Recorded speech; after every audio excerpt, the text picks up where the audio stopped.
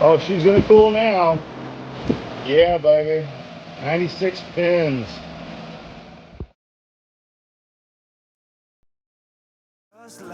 Okay, well, that just about gets all the zip ties in.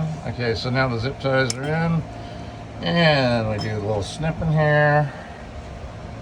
So on to wiring into the main harness, setting up the switch, and getting the tubing run over to when the motor gets here. So yeah, that's it for now on the oil cooler. There she is all in, looking good. There she is all in, looks good. Like I said, I got to get some elbow fittings for the ANs here because there's not enough room, but I had to leave myself plenty of room for the clutch, which I do. And so yeah, looks like we got a nice home for this thing. And that's it for me, guys, at least on this part of the build.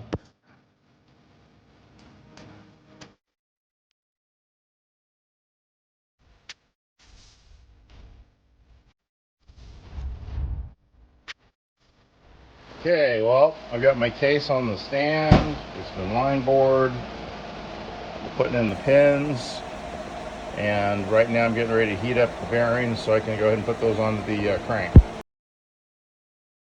Got my crank set up on my jerry rig stand. I actually got my main bearing sitting there oiled and ready to go. I've just got to heat up my timing gear and the brass gear and get those installed.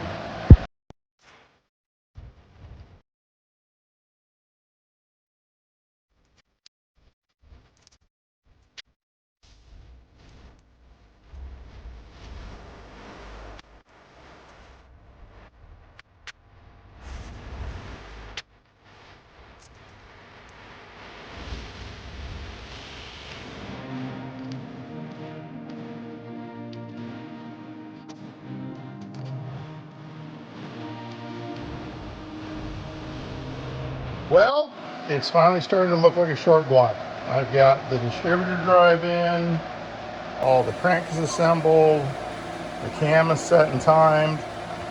I've got all the bearings in line. Looks like it's about time to throw a bead of glue down and a little bit more RTV and glue this sucker together. Oh, wait a second, I gotta throw lifters in on the other side of the case too. Whoops. 1, 2.